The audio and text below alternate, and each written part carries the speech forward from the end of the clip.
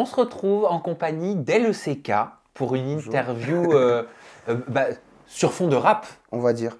On peut clairement dire Artistique. ça. Artistique. Comment vas-tu? Je peux Ça t'appeler va. Fouad, je t'appelle Oui, LECK. comme tu veux. Je t'appelle Fouad pendant Appelle-moi l'interview. Fouad, ouais. Allez, Si tu ça veux. marche. D'ailleurs, de ton vrai nom, Fouad El Ouazani, Ouais. c'est bien À ça. tes souhaits. Pourquoi LECK? À vrai dire, pour la petite histoire, c'est juste un ami à moi qui m'appelait comme ça, dans son dialecte. Et en fait, il est décédé. Pour la petite histoire, c'est un peu négatif, mais il est décédé. Et en fait, je trouvais ça top de pouvoir l'honorer durant toute cette belle carrière que j'ai eue. Et voilà. Donc, je m'appelle LECK tout bêtement pour mon pote. T'es né à Vitry-sur-Seine. Oui, T'as grandi là-bas également. oui. Quel genre d'enfance t'as eu? Comment tu la qualifierais? Qu'est-ce qui t'a conduit sur le chemin de la musique, sur le chemin du rap? Bah, en fait, malheureusement, je pense quand tu es originaire de banlieue et que, bon, il faut remettre le contexte correctement. En fait, à l'époque, on n'avait pas tous les réseaux sociaux, on n'avait pas toutes ces choses-là. Donc forcément, on a l'impression que voilà quoi, son avenir, il s'arrête un peu à son quartier et à tout ce qui l'entoure. Donc en fait, le centre du monde, pour nous, à ce moment-là, c'est ton quartier et tout ce qui l'entoure. Donc forcément, on n'avait pas beaucoup d'attractions, le centre, voilà, avec nos charmants animateurs qui essayaient de nous faire découvrir autre chose que le quartier, la musique, le rap. En fait, c'est un peu ces clichés-là qui revenaient, mais parce qu'il faut bien comprendre que c'était dans un temps où les réseaux sociaux, où le monde était vraiment enfermé à ce qu'il y avait dans mes alentours. Donc forcément, j'avais une enfance, comment on appelle ça? On manquait de rien, mais on n'avait rien. Donc ça veut dire en vérité, on se contentait de peu. Et c'était ça le charme de mon enfance. Et tout bêtement, bah, tu es obligé d'être attiré soit par le rap, soit par le foot, soit par les trucs de mecs, tu vois. Et voilà. Et j'ai commencé ça parce que le grand frère, il en faisait. Donc forcément, de fil en aiguille, voilà. Quel souvenir t'as de ton enfance? Comment tu la définirais? Joyeuse parce que j'ai des parents formidables. On est une fratrie de 7 enfants. Donc forcément, à la maison, c'était notre belle famille. Et on a eu la chance, enfin j'ai eu la chance par rapport aux parents d'aller souvent au Maroc. Donc déjà d'une, c'était une des premières ouvertures que j'ai pu avoir dans ma vie, aller dans mon pays d'origine. Et donc voilà quoi, j'étais entre école ou par, on va être honnête, hein, ça me, tu sais, parce que ça fait fashion, parce que c'est cool, bah, il faut être au top à l'école, il faut montrer. Bah, ça commence vraiment dès l'enfance, cette espèce de délire d'égocentricité, de mec de quartier, de toutes ces petits clichés qu'aujourd'hui font veine. Bah, aujourd'hui, enfin, ça commence vraiment dès l'enfance où voilà, t'es en quartier, j'assumais pas être en privé, parce que ma mère, elle a réussi à me mettre dans une école privée, parce qu'on m'avait viré très rapidement d'un collège public. Donc, t'as vu, t'es un mec de quartier, t'arrives en privé, putain, c'est bizarre, tu sais, genre. Alors qu'en vérité, c'est une chance d'aller dans une école privée. Et bah même du privé, je me suis fait virer, et de là, j'ai arrêté l'école. Donc, c'est vraiment tous ces souvenirs-là. Franchement, si je pouvais. Enfin, Jinda, qui est notre ami commun, elle me le dit. Ouais, Jinda, qui est une amie à toi Ouais, depuis plus de exactement. 10 ans, Ouais, et ouais. Jinda qui travaille avec moi sur le Ouais. talk show Aja, au Exactement. jour d'aujourd'hui. Le Exactement. monde est petit. Le monde est très petit, et en fait, même elle me dit putain, mais Fouad, tu peux écrire 4 livres sur ta vie. J'ai eu tellement de moments dans ma vie que je ne saurais lequel te décrire, mon Sam. J'ai l'impression que c'est une vie passée en première vitesse, une vie accélérée, une vie où beaucoup de choses ont commencé très jeune. Exactement. Donc, forcément, pas d'adolescence. Tu sais, je suis un hypersensible. Ça veut dire, en fait, les hypersensibles, bah, on est contrôlé par nos émotions. Donc, forcément, je vis les trucs à 100%.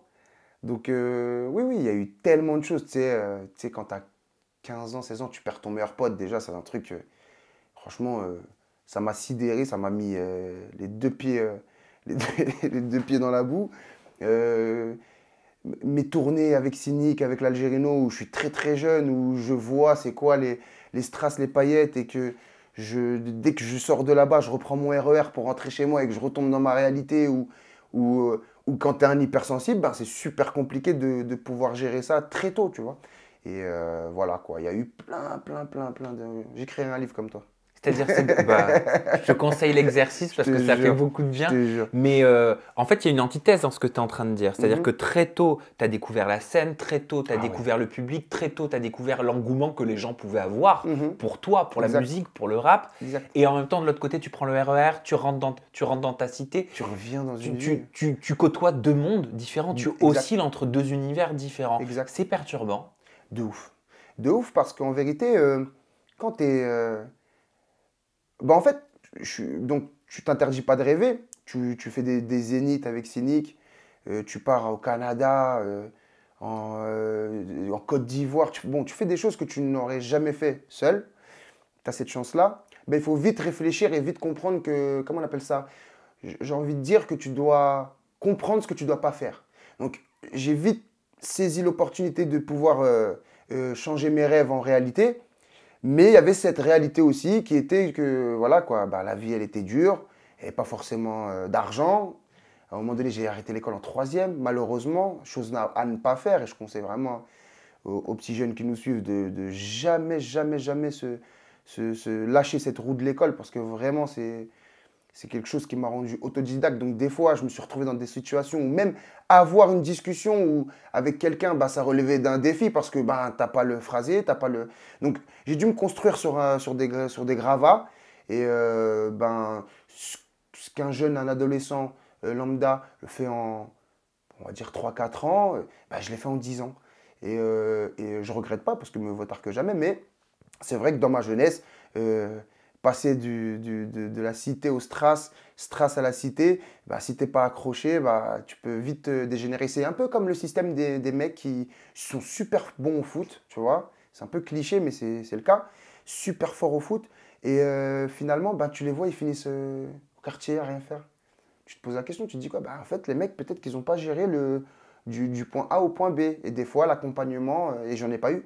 Donc l'accompagnement est très, très important.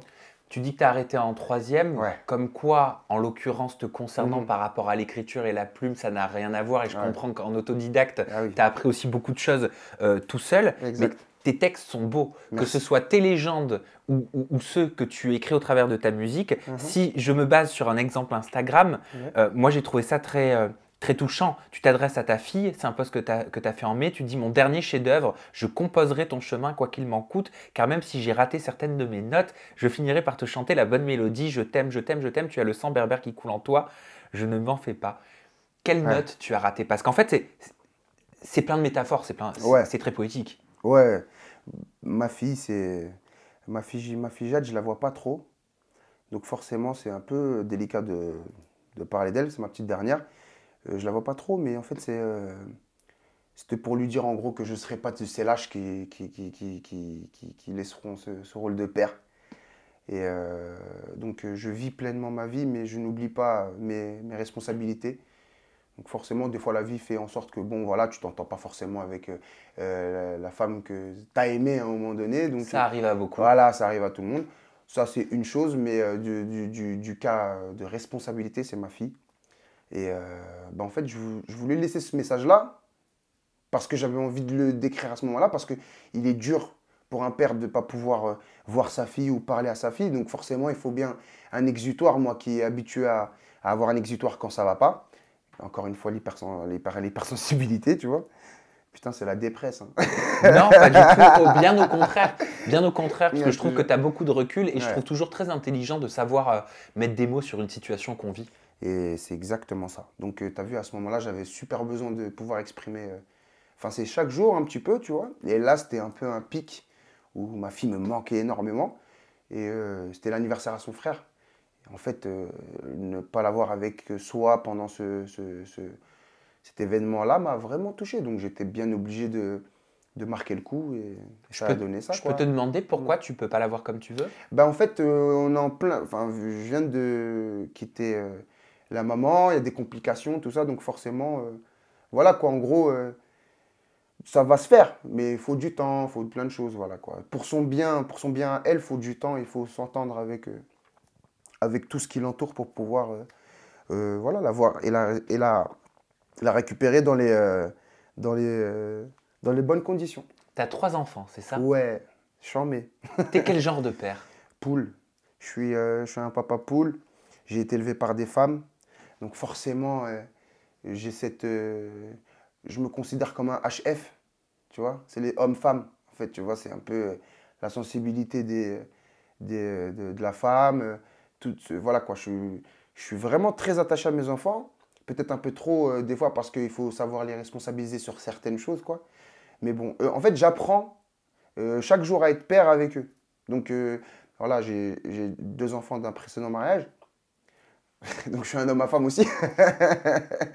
Comme ça, on va sauter une question. Un Et homme affable avec une sensibilité deux femmes, parfois, c'est des fois. incroyable, hein. Donc forcément, voilà. Tu sais, mes enfants, je m'entends très bien avec la première femme où, voilà quoi, dans leur quotidien, je suis là tous les jours. Et non, non, je refuse pas ce rôle de père, en tout cas. À quel âge t'as écrit tes premiers textes? J'ai commencé à... Alors, pour la petite histoire, c'est mon frère, il faisait beaucoup d'instru. Tu sais, à la maison, il y avait son petit ordi, ils enregistraient avec le poste, tu sais, genre ils avaient un petit poste CD, cassette. En fait, ils appuyaient sur play et rec en même temps et ils enregistraient comme ça à la bouche. Tu sais, c'était archaïque, mais c'était trop mortel. C'est-à-dire, moi, je les voyais avec ses potes dans la maison et tout. Je me demandais, c'est quoi? Qu'est-ce qu'ils sont en train de faire, tu vois? Et je me suis intéressé au truc, j'ai commencé à écrire mes premiers textes, j'avais 11 ans. Peut-être 11 ans, 12 ans, ouais. Ça va faire 20 ans, putain, ça fait peur.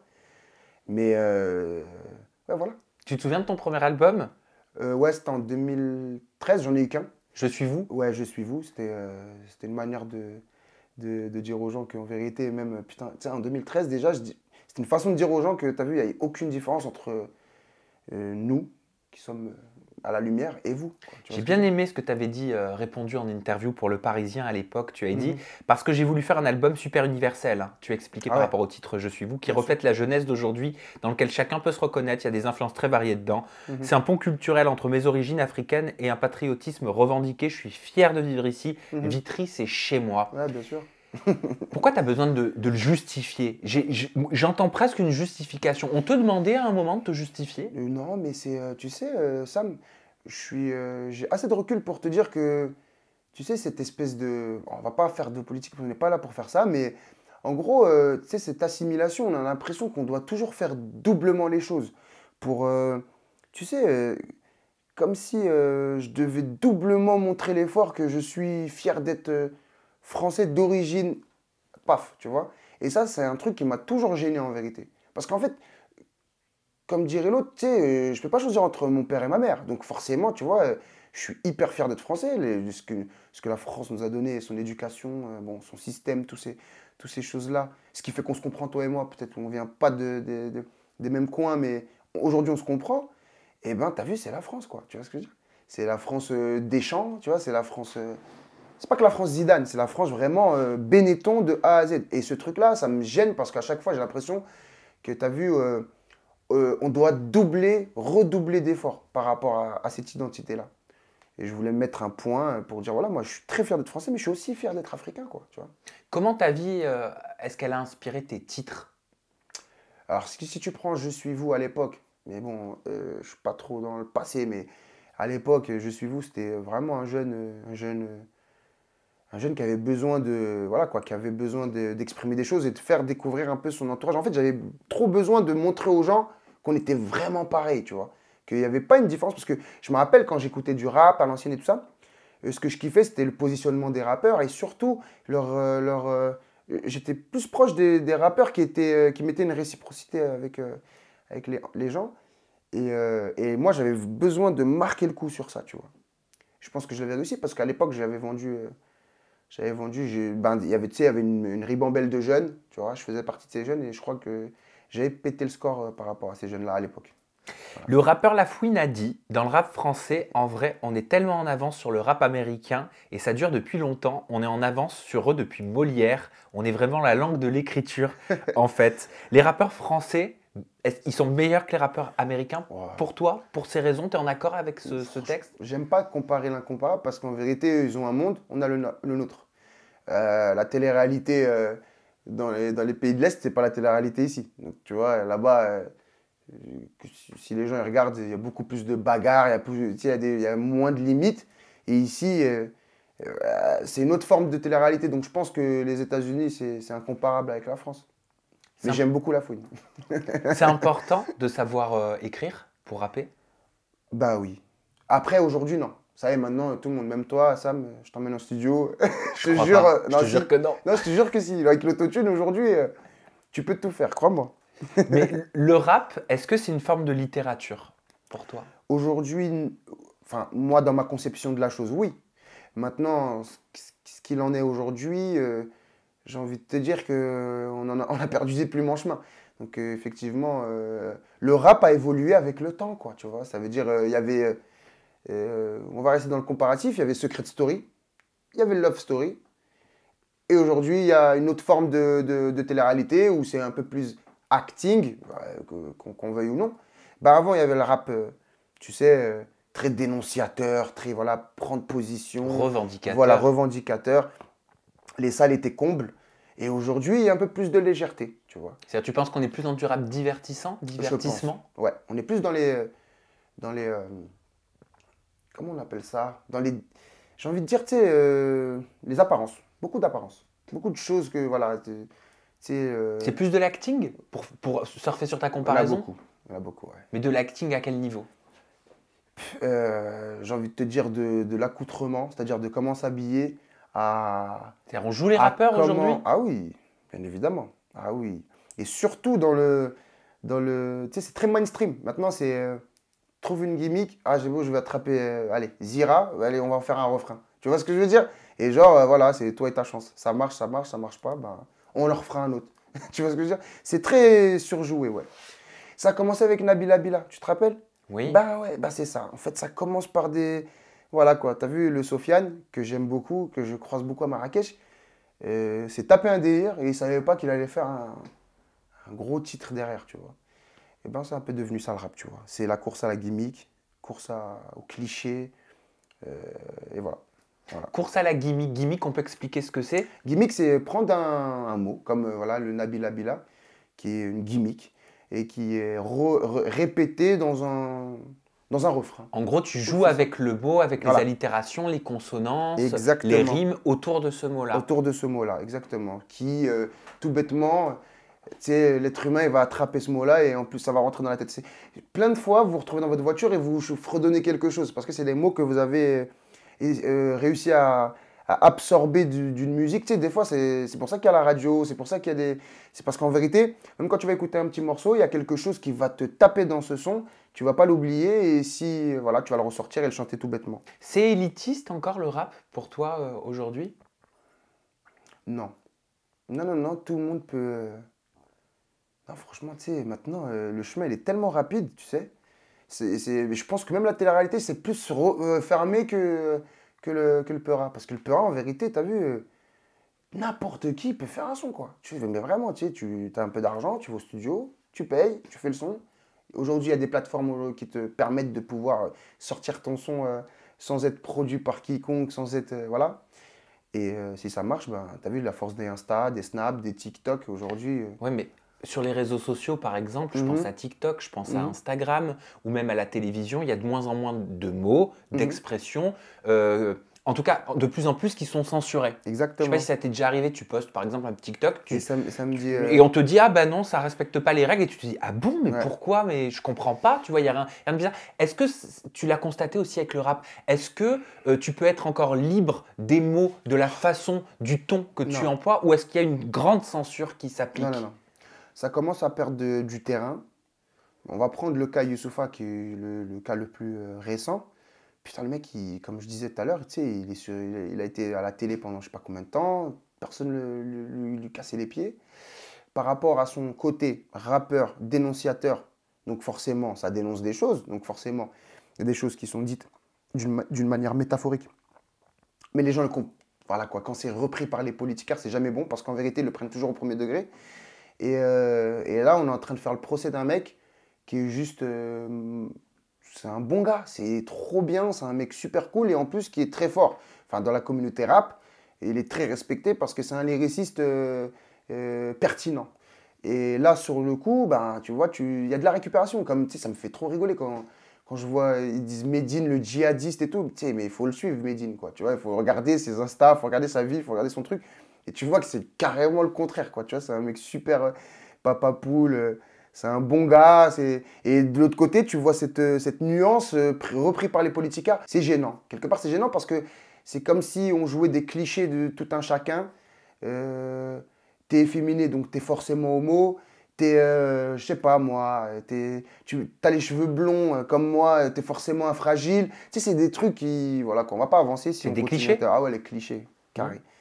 C'est dégueu. Mokobé du 113, il a été ton manager. Ouais. Comment ça s'est fait? Qu'est-ce qui a fait qu'il a voulu te prendre sous son aile à l'époque? Tu sais, c'est un...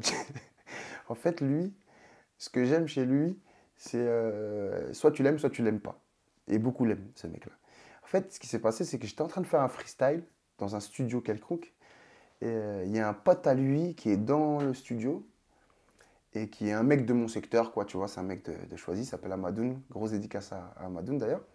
Il va voir Mokobé en disant, mais le petit, il a dit Vitry à un moment donné. T'as vu comment on s'est repéré, tu vois, genre, parce qu'il a entendu, j'ai dit Vitry dans le couplet et tout. Et Mokobé, c'est le pote à mes grands frères, quoi. Et il va voir Mokobé, il dit, putain, ce petit-là, là et tout. Et Mokobé, il a rien dit. Tu vois, il est venu me voir par derrière et écoute, bon, faut qu'on travaille ensemble et tout ça. Et paf, ça a commencé comme ça, tu vois. C'est des frères, les deux, hein. Il a pas fait un coup de Trafalgar, mais c'est un petit filou, quoi. Il est mignon. Il est venu, il m'a récup. Et voilà, quoi, le rêve, il a commencé dès là, tu vois. Tu sais, il m'a fait quoi? Il m'a emmené à... Écoute, hein, en 2011, je crois, un truc comme ça. Donc, il y a 10 ans pile. Comme si j'étais une meuf, quoi. Il m'emmène. Tu sais, il m'emmène à Dolce Gabbana. Prends ce que tu veux. Et moi, je suis très éduqué, donc forcément, je vais pas... Donc, je prends un petit survêt pas très cher, tu vois. Là, là. Il m'a eu, hein, ce petit salopard. Et après, bon, il me fait signer chez M6. Donc, j'étais chez M6 et Believe à ce moment-là. Et l'aventure, elle a commencé, tu vois. L'aventure, elle a commencé Et dès t'as là. enchaîné aussi les featuring à succès, hein. Ah oui, La Fouine, Soraya, Mister V, Sniper, ouais, Taiga. T'as Taïga, ouais. explosé très tôt, hein. Trop tôt. Trop? Trop tôt, ouais. Pourquoi trop? Ben, un peu, j'ai envie de te dire, tu sais, il y a des mecs qui arrivent dans la télé-réalité et ils sont atypiques, ils sont super intéressants, le personnage colle, tout est bon. Et à un moment donné, paf, extinction de lumière. Bah, c'est un peu la même chose que j'ai vécu. Pourquoi ce paf? À quel moment il a eu lieu ce paf? Tu l'as senti quand? C'est quand j'ai décidé de... Sincèrement, c'est quand j'ai décidé de me marier. Voilà, quoi, tu sais, de mettre un terme un peu à tout ça parce que je commençais à... Bon, voilà, quand je sortais d'un Bercy où j'ai fait la première partie de Kerry James, donc j'étais devant 17 000 personnes, je sors d'un gros rêve, voilà. Je finis sur ma tournée, je faisais des salles de 500 à 1000 personnes, tu vois. Je sors de cette tournée et je vois que je suis en train de prendre un chemin qui va mener à la perdition, mais très, très, très sombre, tu vois. C'est-à-dire? Bah, tu sais, euh, aujourd'hui, l'égocentricité, tous ces trucs-là, c'est pas gênant. Mais il y a juste en 2014-2015, tu sais, c'était, bah, en tout cas pour moi, qui est un peu à l'ancienne, et ben, tu sais, tu sais, je me retrouvais pas dans mon quotidien. Je retournais dans ma famille. J'ai eu le droit à une sœur qui me dit, je te reconnais pas. Et tu as vu ça, ça m'a super gêné. Tu vois, ça m'a fait travailler. Je suis quelqu'un Mais t'avais qui... l'impression que Hmm. t'avais perdu pied en regardant en Ah, arrière? je commençais à vivre au-dessus de mes moyens. On commençait à être dans des... Bah, on te reconnaît. On sait t'es qui.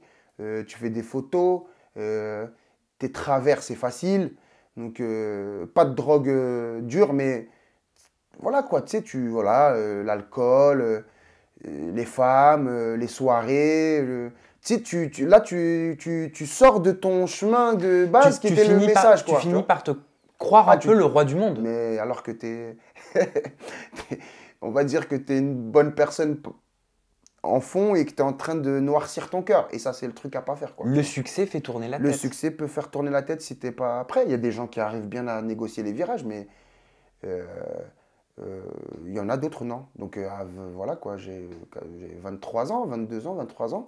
À ce moment-là, j'ai pas peur de dire et j'ai pas honte de dire que je commençais à vriller. Je commençais à prendre un chemin qui n'était pas forcément bon pour moi, tu vois. Puis j'imagine que bah, tu le dis, hein, certains membres de ta famille qui te Ah faisaient non, ils entre me guillemets disaient des carrément, ah reproches. oui. Peut-être que même la compagne avec qui tu participes, tu partageais ta vie avait des choses à te reprocher. Oui, mais pas là, parce qu'après, tu as vu, j'ai mis un peu de temps. Il fallait que je fasse un un get back, tu vois, un petit peu où il fallait que je regarde un petit peu ce qui se passait autour de moi.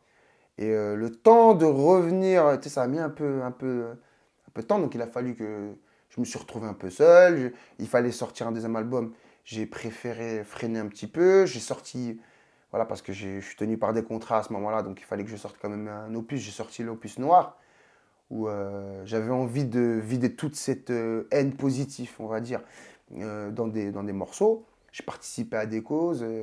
J'ai fait... Et après, tu as vu, il fallait que je me responsabilise par rapport à la vie. Je te dis, quand tu n'as pas eu d'adolescence, c'est très compliqué de passer de enfant à adulte. C'est presque infaisable. T'as déjà perdu le goût de ton art? Mais de ouf. Mais de ouf. Bah, toute cette période-là. Toute cette période-là, j'ai eu j'ai eu un petit down où franchement, je voulais plus rapper. Je voulais plus rapper parce qu'en vérité, moi, j'ai toujours rappé par passion, par envie et donner des messages. Tu vois?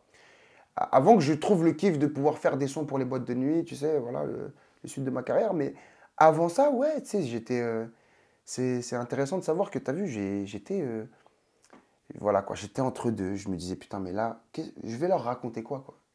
Qu'est-ce que je vais leur dire? Ça y est, j'ai parlé de la misère, qu'il n'y a pas de différence entre toi et moi.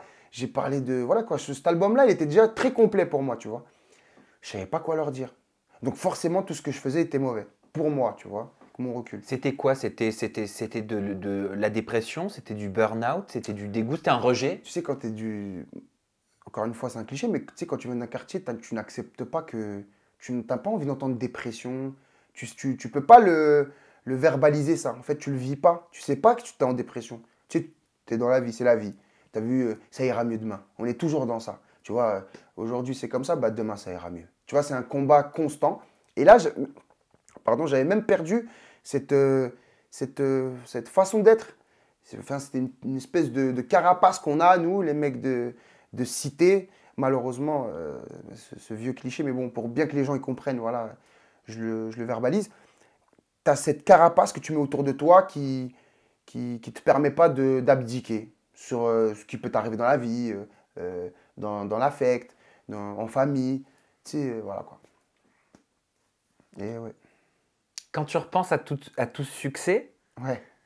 t'es nostalgique ou tu te dis que tu vas le reconquérir? Ouais. Et si je te pose la question, c'est parce que je t'ai entendu dire, il faut moi-même que j'aille chercher mon public, j'ai tout à reconstruire. C'est exactement ça. Euh, Ce qui est bien avec moi, c'est que je réfléchis. Ça veut dire que je me pose les bonnes questions au bon moment. Je me dis pas, mais putain, pourquoi ça marche pas? Je suis pas dans ça. Je comprends bien. J'ai vécu le succès. Je sais pourquoi. J'ai vécu le succès par rapport à un message. Ok, ça c'est validé à côté. Maintenant, on est dans une ère où tu n'as pas besoin d'avoir un vrai message au fond pour revivre ce succès-là. Moi, je sais ce que je veux bâtir aujourd'hui. Donc, c'est ce business plan qu'on met qu'on met en place. Et forcément, aujourd'hui, sans le message, tu peux goûter au succès et c'est pas toi qui vas me contredire. Tu peux être tout le monde et n'importe qui et être sous la lumière. L'important, c'est de savoir qu'est-ce que tu peux faire de cette chose-là derrière, tu vois.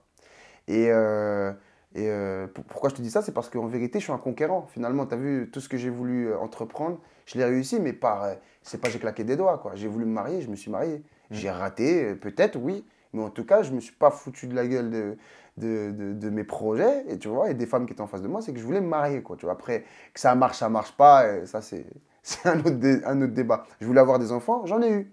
J'ai voulu entreprendre dans le monde des chichas, je l'ai fait. Tu vois, j'ai ouvert plus de 4 chichas, j'ai refermé parce qu'il fallait que je passe à autre chose. Dès que je réussis à passer à une étape, il faut que je passe à autre chose. Là, aujourd'hui, je me reconcentre. Célibataire, tout droit, le but, c'est d'aller chercher les gens. Donc, on va aller chercher les gens, voilà, c'est tout. Et parfois, c'est indépendant de notre volonté aussi, certaines choses qui nous arrivent. Oui, Je fais référence à un tweet que tu as posté récemment dans lequel tu dis l'important, c'est pas la chute, mais qui a saboté le parachute. pas mal ça. Ouais, j'ai bien aimé. En fait, Qui a saboté ton parachute? ben, en vrai, tu sais, déjà à la base, il faut savoir que cette phrase-là, c'est une phrase de film, du film La Haine, qui dit l'important, c'est pas la chute, mais l'atterrissage.